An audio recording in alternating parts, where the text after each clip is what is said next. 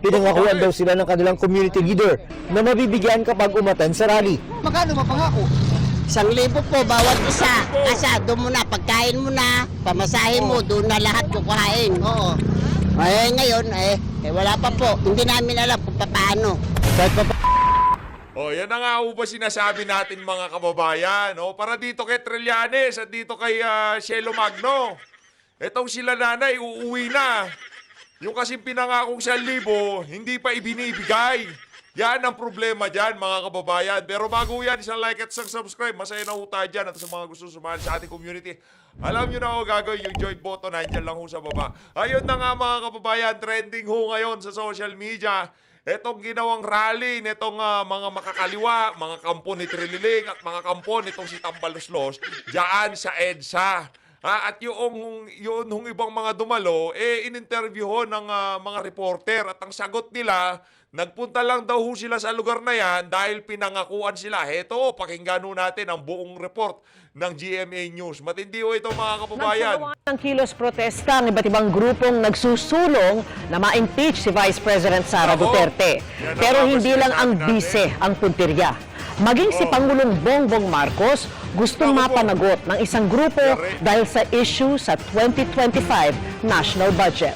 At mula sa Talagang sinabayan ho nila ng budget kasi medyo mainit para talaga namang mapag-usapan yung rally na yan.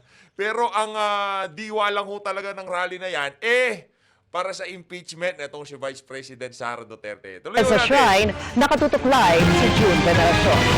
June. Ayun, si Jun Veneracion. Vicky, dalawang magkasunod na rally ang nangyari ngayong araw dito sa may EDSA. Ang una ay kontra kay Vice President Sara Duterte. Sa pangalawa naman, silang dalawa ni Pangulo. Anak ng tawa, bakit hindi pa pinagsabay? Halatang halata hong hindi organisado ang mga kabalbalan na ginagawa nila. Mantakin nyo yun, rally na lang sa isang araw, hindi pa ho nila mapagsabay. Diba? Ganyan ho sila kabangag. Pati ho yung mga rallyista, nahawa na rin sa administrasyon. Pangulong Marcos Bangag na ang rin. punteriya.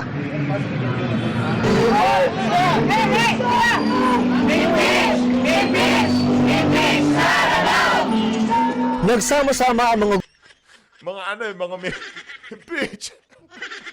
So, may higit 150 lang naman ho sila. Tingnan nyo naman mga kababayan, mamaya ho, meron hong magsasalita dyan. I-interview ho sila ng 24 hours.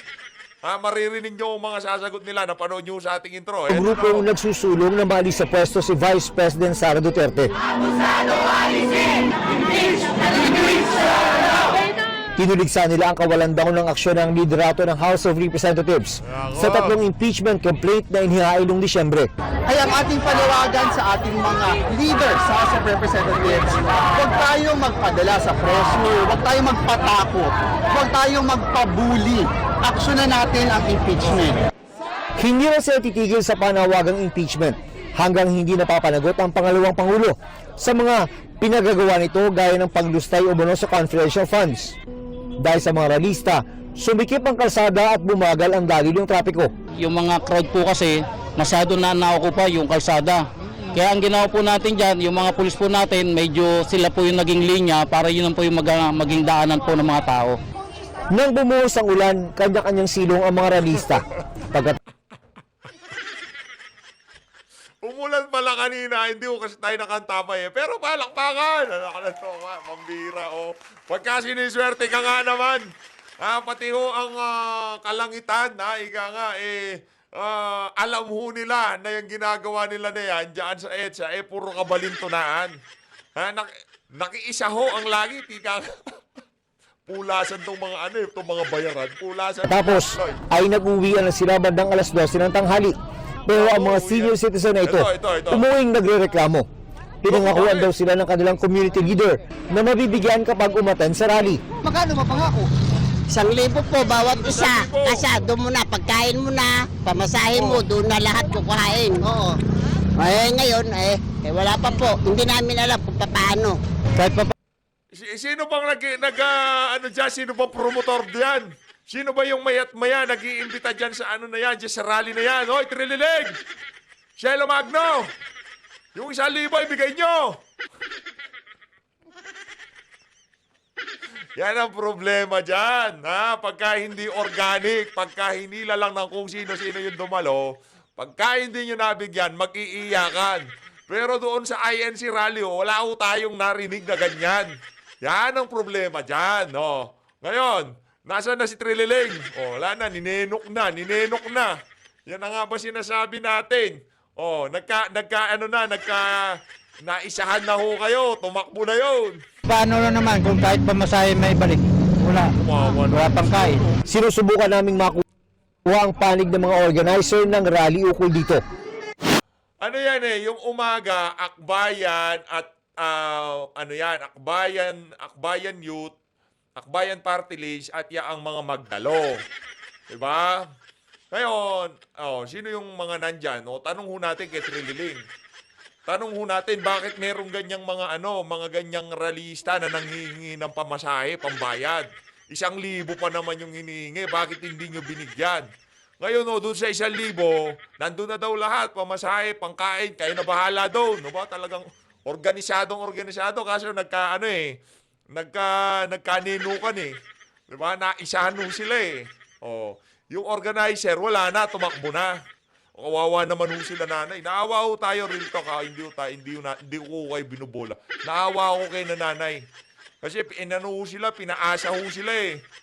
Sumunod naman ang kilos protesta sa Elche Shrine na kinabilangan ng mga miyembro ng akadin, legal experts, taong simbahan at mga militanteng grupo. Hindi lang si VP Sara kanilang punteriya, kundi pati si Pangulong Bongbong Marcos dahil sa 2025 national budget. Kung ang pangalawang Pangulo, malinaw daw na dapat ma-impeach. Ang Pangulo naman ay pinag-aaralan pa nila kung paano mapapanagot. Yung 2025 national Ba't? Yan. Baka maya-maya, Cielo Magno, dyan naman sila, dyan sa grupo naman na yan sila, meron naman interview itong GMA, ha? Dapat kasi, pagka nag-imbita kayo, ihanda nyo yung pambayad. Kung napangakuan ng tig-1,000, ibigay yung tig-1,000. Ang hirap po kasi dito, wala namang problema kung mambayad yung mga organizer ng mga rally-rally na yan. Wala namang problema. Nasa kanila yun game plan nila yun racket nila yun kaya Ngayon, kung nagpapunta kayo dyan at pinangakuan sila, dapat bayaran nyo ho. Mali naman ho yun. Naisahan naman ho yung sila nanay. Pinangakuan ho na 1,000. Wag ganon. Kawawa naman ho sila. Pagod ho sila kaya pala sinasabi ho nila, pagka meron nung medyo masakit ang ulo, dahil alam nila, puro senior pinapunta Marami hong ambulansya dyan sa gilid. Pambihira itong mga itong mga organizer na to. Kaya pala puro ambulansya ang ipinaligid dyan sa kung saan ginanap ang rally. Marami ho pala silang inimbitahang mga senior. Huwag kong ganon. Ma'am Cielo Magno, ha? Kung sino man hong naatasan na ibigay yung mga dapat ibigay, dapat maibigay. national budget, naniniwala tayo na ito ay refleksyon ng matinding korupsyon. Talagang prioritize na yung interes ng mga politiko. Hinihinga ng reaksyon dito ang palasyo. Yan. Naging matagumpay ang rally nitong mga grupo ni Trililing, grupo nitong si Cielo Magno, grupo ni Tambaluslos. Palakpakan! Binanggit na ho nila lahat ng pangalan. Pero itong si Tambaluslos, wala. Hindi ho sila kabilang sa asunto. Si BP lang at itong si Marcos Jr. Kasi nga naman, pagka nawala yan, papasok sa eksena itong si Tamba. Siya ang papalit sa dalawa. Presidente na, Vice President. Sakit sa ulo. Ang hirap ng ganito. Ang hirap ng ganito. Yung behind the scene, nagsasaksakan. Yung kay BP Sara, broad daylight, talaga binabanatan siya ng pinsan nitong si Marcos Jr. Binabanatan ho talaga. Pero ang mahirap po dito, yung pinsan mo, pagkatalikod mo, binibira ka. Sino ba binibira dyan? Si Marcos Jr. O kanino tauhan niya mga yan, di ba? Sino bang di nila binabanatan? Alam nga nang maglakas loob itong si Chis Escudero na mag-organisa ng mga ganyang klaseng kabalbalan, di ba? Di ba? Sino nang-uuluhan dyan? Sino hong pinuno? Sino hong nasa utak? Sino ang promotor dyan sa kabalbalan na yan? Trililing. Oh, Trillanes. Sinong boss ni Trillanes ngayon? Tambaluslos. Sino ang hindi binabanata ni Cielo Magno? Tambaluslos. Kaya good luck na lang sa'yo, Marcos Jr. Patalikod kang sinasaksak ng pinsan mong bangag. At kampo ni VP Sara. Ayan o. Kita nyo naman sa larawan. Sino ho ang pinapakulong nila? Si BP at itong si Marcos Jr. Pero si Tambaluslos wala. Kasi, siya promotor dyan. Vicky, sa Ayun na nga mga kababayan. Teka lang ha, hanap pa ho tayo. Isa pa. Sundot pa ho tayong isa. Okay, game. Dito ho tayo kay Boy Lamas ha. Itong si Boy Lamas, gusto din ho natin siya tanungin. Baka nasa kanya yung pambayad doon sa mga lola na dumalo. Diyan sa ano na yan, diyan sa rally na yan. Sir, nasa inyo ho ba yung pambayad? Yung tag 1,000? Ibigay nyo ho. Tatanong tayo ha, di ko sinasabing nasa kanya. Ito mga kababayan, pakinggan ho natin. Pagkatapos ho nito, rekta ho tayo kay Attorney Google. Sasagutin ho niya yung mga isinampang ethics complaint nito si Attorney Perdito Pasio sa kanya. Pero mamaya na ho yun. Dito ho muna tayo kay Boy Lamas ngayon. Boy Lamas, pasok. Yung ICC, yung mga kaso laban sa mga Duterte, yung kanilang mass murder, crimes against humanity, at yung kanilang corruption. Huwag dapat kalimutan niya kahit Bago ho kayo magsalita ng korupsyon, bago ho nyo kami paandaran ng ganyan, bayaran nyo ho muna yung tig-1,000 bayaran nyo ho muna yung tig-1,000 hinatak papunta dyan sa rally na yan na pinangakuan ng tag-1,000. Bago nyo ho muna kami banatan ng korupsyon. Diyan pa nga lang sa rally, meron nang urakot. Yung pera na dapat sana pinangako doon sa mga senior citizen na kinaladkad dyan sa visit na rally na yan, hindi nyo binibigay. Ano to, lokohan, ganon? Mali yan, Boy Lamas, ha? Double standard ka. Kaya pati buhok mo, tinatakbuhan ka na. Sa mga kasinungalingan mong yan. Tingnan mo naman tingnan nyo naman yan. Nakakalbo na lang sa mga kabalbalan niya. Ulitin natin. Ano daw yung mga dahilan kung bakit kailangang masibak na itong si BP. Ma-impeach siya. Pakinggan nyo itong si Boy Lamas. yung ICC, yung mga kaso laban sa mga Duterte, yung kanilang mass murder, crimes against humanity, at yung kanilang corruption. Huwag dapat kalimutan niya kahit mahigit 2 taon na. Wag rin ho natin kalimutan yung mga senior citizen na kinaladkad dyan sa rally na yan tapos hindi binigay yung pinangakong bayad, yung tagi-1,000. Kayo talaga, puro kayo mga kalukuhan, Boy Lamas, ha? Ito sa totoo lang, gusto kong banata to hanggang bukas ng umaga eh. Ayaw ho natin tantanan yan, sa totoo lang yan si Boy Lamas. Pag nakikita ko pagmumukha ng mama na, nabibisit tayo. Nakakalipas sa kanilang gobyerno. At malinaw na yung impunity ni Sara sa kanyang mga piatos, Nova, Tempura ay Pikon na pikon ka, sir, ha? Pikon na pikon ka, o baka gutom lang yan. Pero sa tingin ko, dito sa administrasyon na to, busog ka. Relax lang ho kayo. Pagka naupo si BP Sara, nako, lalo na ho kayong magagalit. Lalo na ho, baka atakihin kayo sa galit. Kalma lang ho kayo. Kahit ano pa mga piatos, Nova, o kung ano pa mang pangalan na gusto nyo ipangalan dito kay BP Sara. Ayaw sa gusto nyo, magiging presidente siya sa 2028. Kahit na maglupasay pa kayo sa lupa, wala kayong magagawa. Buti pa ang gawin nyo, yung mga pinangakuan na dumalo dyan sa rally na yan at bigyan ng tagi-1,000, yun hong atupagin nyo. Huwag yung kung sino-sinong mga binabanatan nyo. Okay? Ito lang ang malinaw dito. Itong malinaw dito.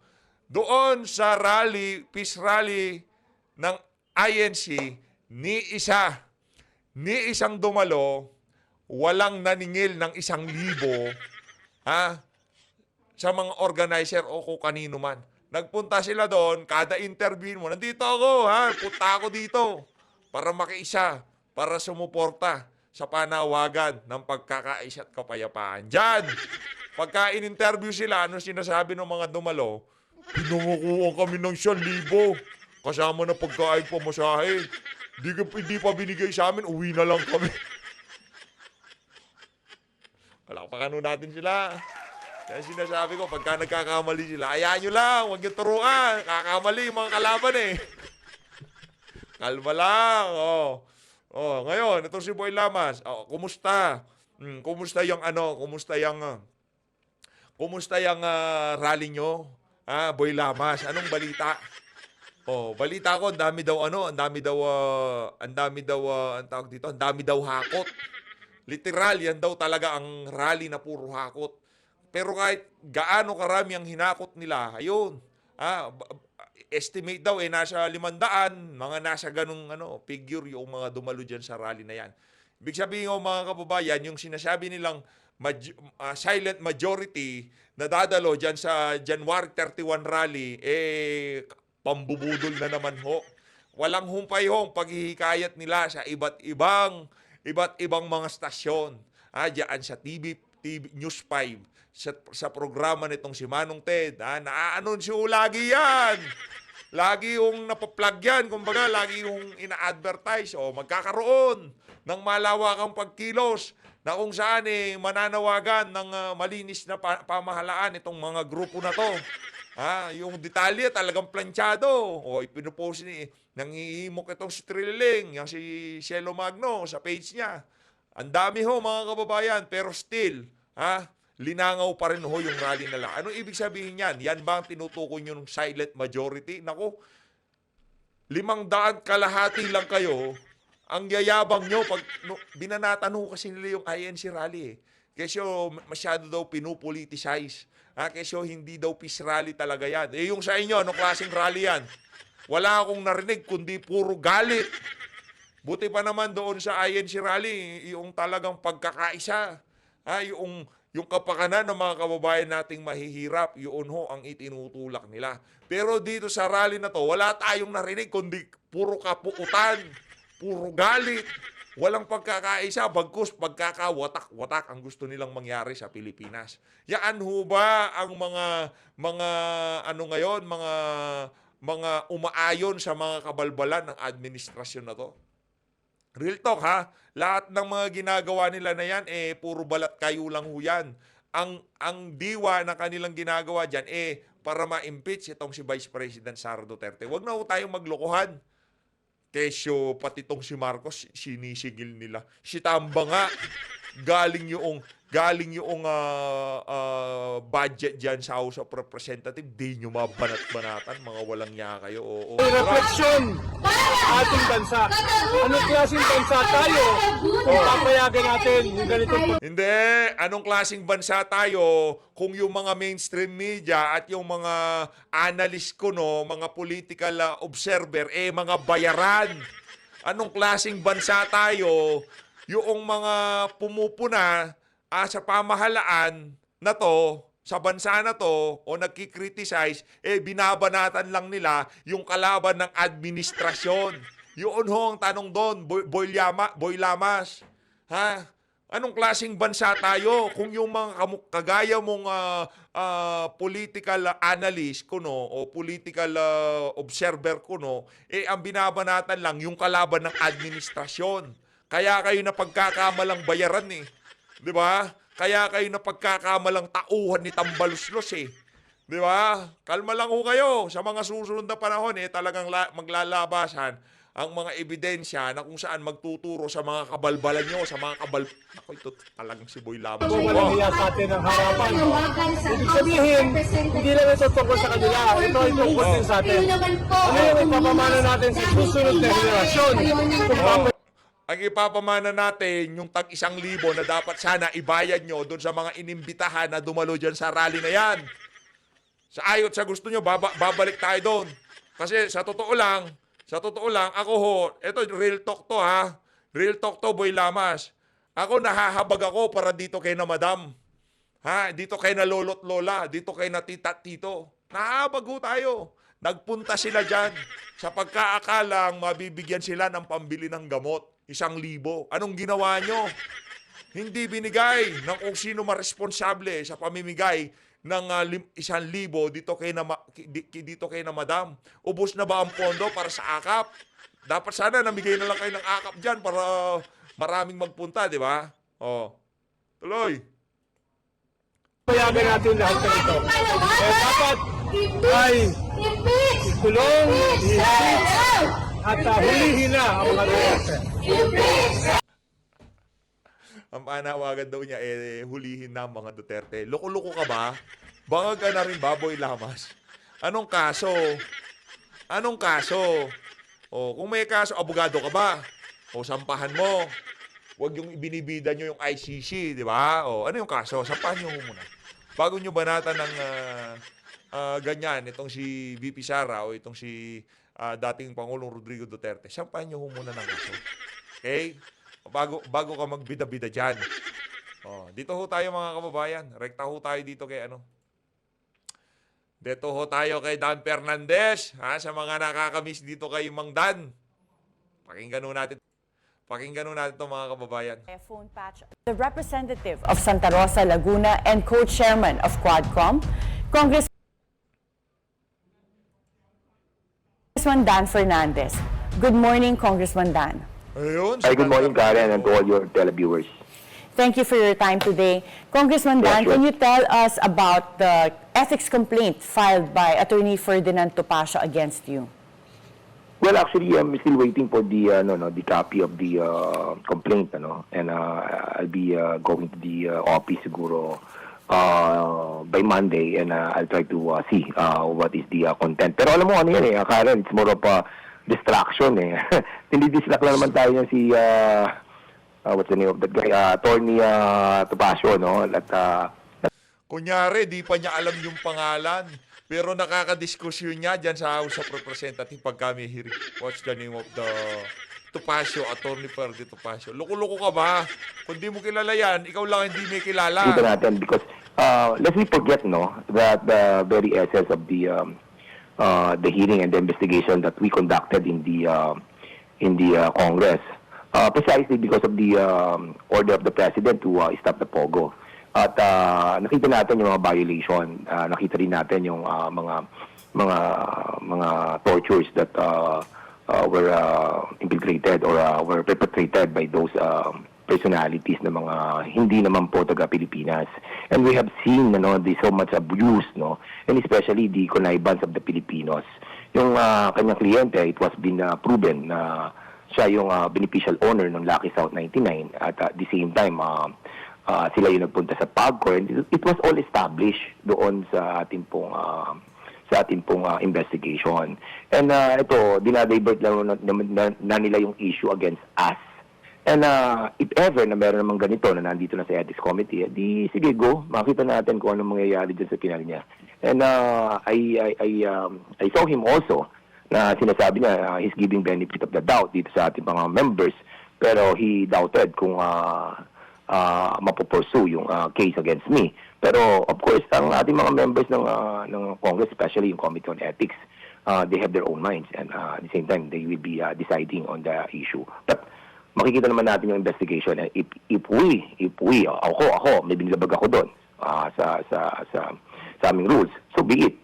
Pero alam mo, nakikita ko Karen, yung ginagawa ni Atty. Topacio is talagang nagpapapansin lang yan. Pero ako, nakikita ko, kung ako ang tatanungin mo, pagpapapansin, wala bang basihan yung mga sinasabi ni Atty. Ferdy Topacio ng mga kabalbalan na ginawa mo diyan sa mga hearing sa House of Representatives?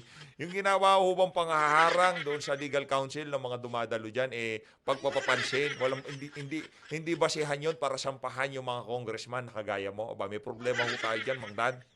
mas pag-usapan natin kung ano ang ginawang violation ng POGO. Even the many Chinese, according sa Bureau of Immigration, na nakapasok sa bansang Pilipinas, almost 200,000 pagdating po dyan sa POGO. And Congressman Dan, I understand you haven't received a copy of the complaint, but based on what I've read as to what's available dun sa complaint and publicly, it seems that Attorney Topacio is asking for you to be expelled from Congress for conduct unbecoming of a congressman. One of the grounds stated there is that you were denying Cassie Leong of her right to counsel. So, meron po bang nag-trigger na incident recently that led to the filing of this complaint? Because the Quadcom hearings have been ongoing since last year. So, meron po ba Yeah. recently na nung nag-resume ng Quadcom hearing last week na or this week na nag-trigger nitong complaint na to? Well, actually, nag-trigger yung complaint na kung if you're going to try to rewind yung mga situation that happened during that investigation. Si Cassie Ong was trying to invoke her right to remain silent. Yun naman po ay naka-enshrine sa ating Constitution. But unfortunately, there were questions na talagang hindi naman related na may incriminate niya yung sarili niya. Like for example, tatanungin mo saan ka nag-aaral, kung saan ka umuwi, ikaw bang may-ari nitong company na to. Those are the questions that being advised na wag sagutin ng abogado ni Cassandra Leong. Siguro dito ang pinaghuhugutan ni Attorney Topacio. Those were the reasons na we believed push him to file cases or yung expulsion against me. Pero ang nakikita ko diyan ay yung talagang dinidistra kami sa trabaho namin dito sa Kongreso. Pero nevertheless, Brad, wala nang didistract sa inyo. Kayo ba magpapadistract? Naka-14 hearing nga kayo eh. Ang dami ng mga kababayan natin, pinupuna na yung mga kalokohan nyo dyan sa mga ginagawa nyong hearing. Nagpa-distract ba kayo? Magpapadistract ba kayo? Ang tanong. May nandidistract, magpapadistract ba kayo? Imposible ho yun. pata naman po niya yan na tayo po ay pailan niya ng ganyang klase ng case. But of course, yan naman po ay didinggin natin dito sa Kongreso. Pero I really doubt it, kasi nga yung timing ng kanyang pagka-file, I suppose dapat, alam naman niya, abogado siya, di dapat final na niya noong paman yan last year. Kasi ngayon, 1 week na lang tayo, mag-a-adjourn na ang Kongreso. Wala yan, okay lang yan. 1 week na nga lang, hihirit ka pa ng Tricom mo Tapos itong si Atty. Ferdy Topacio, hindi pwedeng humirit. Bangag ka na rin ba? Be my question also, Congressman Dan, may time pa ba ang Ethics Committee to even go over this and hear this? And even the expulsion, you have a week left, so I don't know if that even makes sense. Exactly. Karen, they have to verify it. Pupunta yan sa COMSEC. Pagkatapos ng COMSEC, i-refer yan. May mga 3-day ruling yan. Sa Monday, 3 days na lang tayo hanggang Wednesday. Kaya kitang-kita mo yung intention. Wala naman siyang intention na talagang may pasok yan dito sa Committee on Ethics. But ang intention is to really distract us. And we will not be distracted because we know that what we did in that investigation was really to stop the Pogo. Ang pinag-uusapan dito... Stop the Pogo. Di nga nag-iimbista ano kayo? Pulis na kayo? Nag-iimbestiga kayo para maitigil ang Pogo? Hindi yon.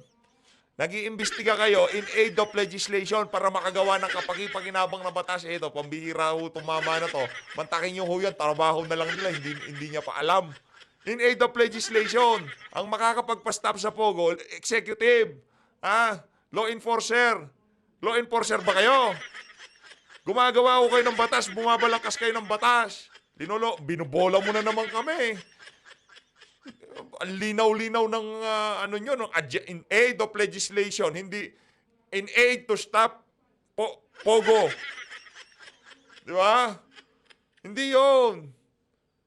Lolo, kasi iba na nabolo mo kami, hindi mo kami mabubola dito.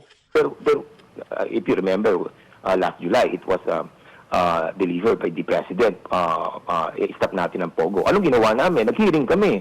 And then when we started the hearing on December, di ba, nag-ano tayo, yung... Brad, ang tatalima doon sa pronouncement ng Pangulo, kayo iimbestigahan nyo kung ano yung mga kakulangan sa batas, kung bakit nagkakaroon ng pag-abuso. Pero para sabihin nyo na kayo nagpatigil, kabalbalan ho yun. Kaya nga linabas ng Pangulo, executive yun. Executive tatrabaho noon. Ngayon, para hindi na magkapogo, doon kayo papasok. Gagawa kayo ng mga panukalang batas. Kaya ka binabansagang attorney Google. Yung ating amendment tungkol sa ating Pogo Law, para na sa ganun, yung pong order ng Presidente ay ma-implement natin. And now we are implementing. And now we are going after yung mga illegal na mga Pogo dito sa buong Pilipinas. These are the issue that we have to talk about. Yung mga naapektuhan. Ang dami mga naapektuhan na tao because of this. Maraming mga pamilya ang namatayan at tinorture ng mga pogo na ito. And even yung mga pera na itinakbo nila. Hindi pa nga ho na-establish na maayos kung meron talaga na torture eh. Kasi doon sa mga larawan, hindi naman ho yan sa doon sa Pogo Hub, sa Bamban, diyan sa Porac, hindi ho ganyan yung background. Kami ho nakontrata doon, kami ho gumawa, alam ho namin kung ano yung mga style ng mga kwarto, di ho natin siya pinagtatanggol. Yun ho ang record na sinabi ng mga nangontrata, kontraktor ng mga building diyan sa Pogo-Pogo na yan. O, ganyan ho yung kasinungaling. Ng mga Chinese at ilabas sa ating bansa, hindi natin pinag-uusapan. Ano pinag-uusapan natin? Na pinagbabawalan namin that the rights of Cassandra Ong was violated. What violation? Tignan mo sa hearing namin, may live doon. Pwede naman natin panoodin muli yun sa YouTube eh. Ang problema dito kay Attorney Topacio, no? Mahilig sa mga ganitong klase ng eksena. At tulad na lang nito, Karen, tatawagin niya ako ng Attorney Google. Nasaktan din si Dan. Ikaw naman kasi Attorney Ferdy, bakit mo siya tinatawag na Attorney Google? Huwag ganon. Congressman Google na lang. Because I try to tell the body during that time that kapag tumitingin tayo sa mga ibang decisions na right away nandoon kami sa committee, titingnan mo na lang sa Google para makita mo kung what was the decision of this certain issue. Yun yung talagang reason ko kaya ako nag-Google, and everybody is doing that naman. But of course, Attorney Google, wag mo nang basta from now on, pangalan mo sa publiko, Attorney Google. Pag nakita kita, tatawagin kita, Attorney Google, kukonsulta ako sa'yo. inaano niya, narrative niya na gusto na lahat na lang ng inaaral ko ay nanggagaling sa Google. Di ba? Minamalay niya yung yung personalidad ko. Kung tawagin ko, Attorney Google, relax ka lang. Sa mga taga Laguna dyan, pagkapapasok yan sa stage, sigawan kayo, Attorney Google! Attorney Google! Ganon ninyo ho siya. Para para mapagtanto niya yung mga kabalbala na ginawa nila dyan sa Tuadcom na yan. Yan. Nag-uumpisa na hong naglalabasan. Yaan ho ang kabayaran doon sa mga kabalbalang ginawa nyo sa mga hearing na yan. At least ngayon, nagkakalinawan na tayo. siyang Attorney Pandak, matutuwa ba siya? Yung lang. Totoo naman. Attorney Pandak naman yan si Attorney Ferdy Topacio. Attorney Chubby, wala namang problema. Kung mataba naman talaga siya. Ang problema, Attorney Google ka. Ano klase ng mga pronouncement dapat iniiwasan nyo. Pumunta tayo, let's stick to the issue. Why was that investigation happened? Because of the POGO, because of the pronouncement of the President. And so, Congressman Dan, to go back to the issue of POGOs, with respect to Cassandra Leong, have there been any cases that Congress has recommended to be filed against her? Yes, may a lot. Ang dami na namin na-recommend sa DOJ. And this is now the responsibility of DOJ. Now, kung sasabihin niya, wala naman nangyari sa mga kaso na iniimbestigahan namin. Meron. Pogo nga di ba? Hindi na nga natuloy. And there's 18 bills that we filed in Congress. Para na sa ganun, maiwasan na yung mga ganitong klase ng mga incident na nakikita natin na proliferation of the different. Pumunta ka sa Pasay, Chinese restaurants doon, hindi mo na mababasa yung pangalang Pilipino. Pumunta ka sa Pampanga, ganun din. Pupunta ka sa ibang lugar. They are being infiltrated. Anak ng toko. Pati ba naman yung restaurant nila? Malay mo, yung gumagawa ng menu, di marunong magtagalog. Problema. Kung mga paragyano nila, mga Chinese, sila mag-a-adjust yung mga kakain. Pati ba naman yung mga pangalan ng pagkain sa menu, meron ka problema, Dan Fernandez, anak ng toko. Meron namang Google Translate. Suki ka naman sa Google, di ba? Ilapat mo lang yan. Google Translate. Mababasa mo na kung ano nakasulat dyan. Yes, and Congressman Dan, diba? with respect specifically to Cassandra Leong, because of her age, but also becoming the majority shareholder of the POGO, of the specific POGO you investigated in Pampanga, meron po bang anti-dummy law case that was filed against her? Because that seems to be a low-hanging fruit that can be easily prosecuted and proven. Yes. Well, the proper venue to answer that question is the proper agency is the DOJ. Kasi kami, we recommend everything, yung pati yan sa anti-dummy na yan. But of course, alam naman natin that nakita naman natin sa GIS nila, doon sa under sa SEC, nakalagay naman doon siyang beneficial owner 58% sa kanya. Di ba? At Yes. her age, having owned that huge amount of money and properties pa, syempre mag-iisip ka. Di ba? Kaya, alam mo, nililigaw tayo ng issue ito. And pero wala po kayong balita from DOJ as to whether, for example, an anti-dummy law case has been filed against Ms. Cassandra? Ang alam ko yung sa anti-human trafficking, hindi ko alam sa anti-dummy. I'm pretty sure meron. At alam ko na ang DOJ naghahanda ng maraming kaso against them, no? At yun na nga, I think si Cassandra kasi because we have partially terminated the hearing of the POGO, nagdesisyon kami na i-release na siya sa correctional. And now hindi ko na alam yung situation because that issue is now under the jurisdiction of the DOJ.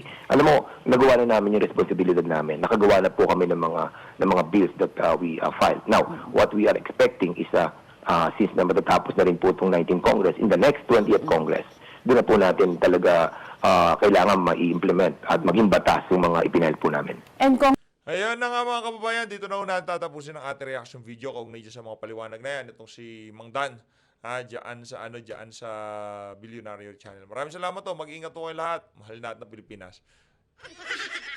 See you when I see you, Atty. Google. Bye-bye. Maraming salamat to sa mga nagpakulay dito sa video na to. Mabuhay po kayong lahat. Maraming salamat po sa napakatinding support nyo sa PH Update. Kung di nyo pa ho napanood tong video na to, kung meron kayong ginagawa kanina, di nyo nakita itong upload na to, i-click nyo na ho ito mga kababayan. Maraming salamat to mga kababayan.